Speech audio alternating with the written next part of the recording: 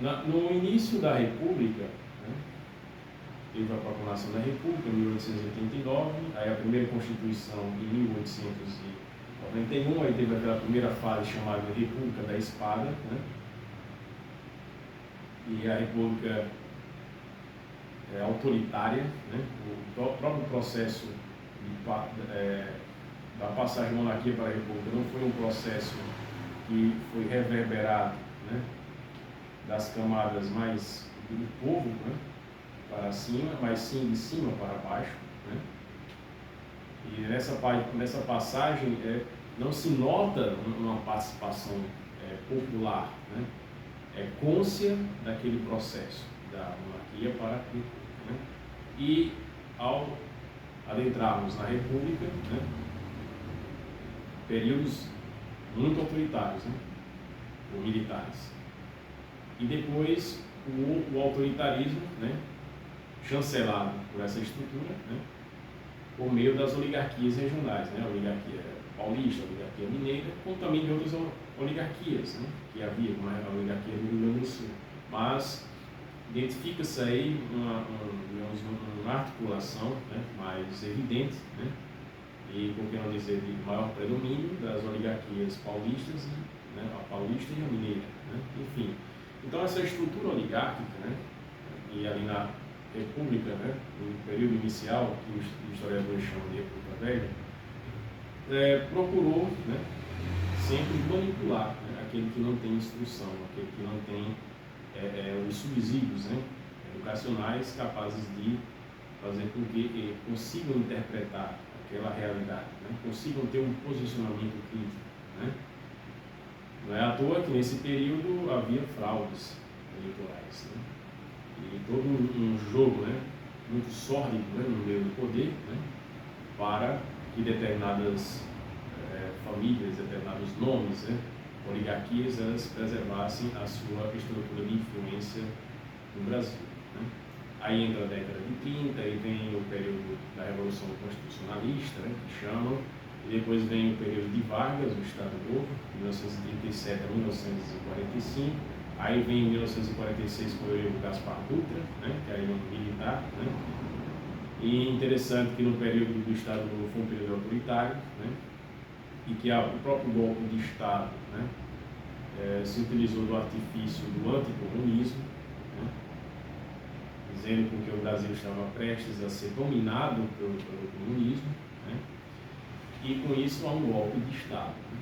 E quando chega a década de 60, o mesmo artifício, né, o artifício de querer dizer que o Brasil estava prestes a ser dominado, né, pelos comunistas, né. Apesar de que em 1935 tenha havido a intentona comunista, né, liderada pelo Luiz Carlos Prestes, né. Em 1922 houve a fundação do Partido Comunista Brasileiro, né. Havia sim a influência soviética, é óbvio, né. A União Soviética ela se formou em 1922, né. Houve a Revolução Russa em 1917, foi em 1922, né. Então, nota-se que sim, havia a primeira metade do século XX foi extremamente turbulenta, porque protagonizou duas guerras mundiais, né? Uma pior que a outra, né? A Primeira Guerra Mundial, 1914-1918, a Segunda, 1939-1945, né? E coincide até o final da Segunda Guerra Mundial com o fim do Estado Novo, né? Governo autoritário de Vargas, né?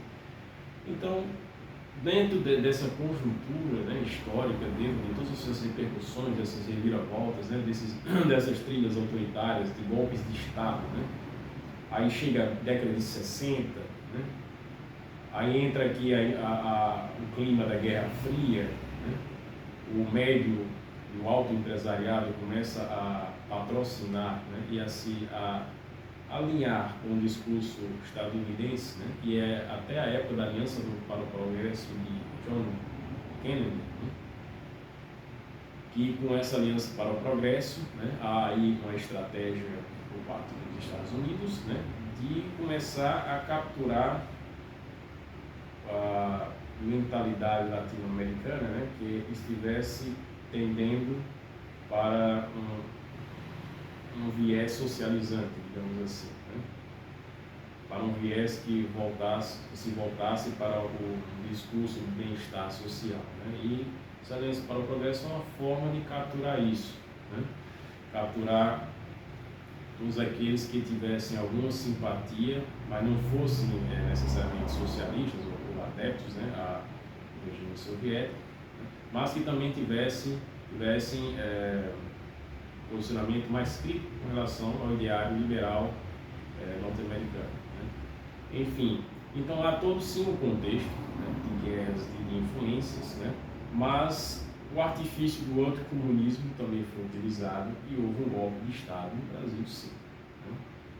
Isso, e nós entramos num regime militar, né, que durou até 1985. Né?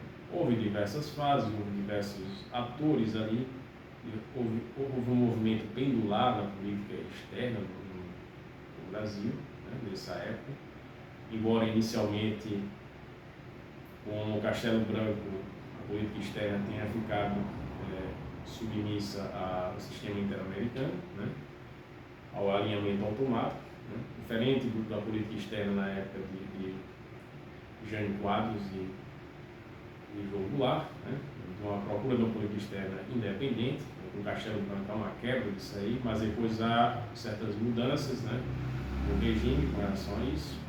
Enfim, mas apesar de tudo isso, sem nenhuma preocupação pela formação da cidadania, né, das pessoas terem instrução e ter um posicionamento crítico com relação à realidade, né? Aí entramos num processo de redemocratização, né? Veio a Constituinte de 88, aí Constituição de 1988, vieram as eleições, aí Fernando Collor, né, ganha. O Brasil, como a direita do Brasil sempre foi uma direita autoritária, uma direita que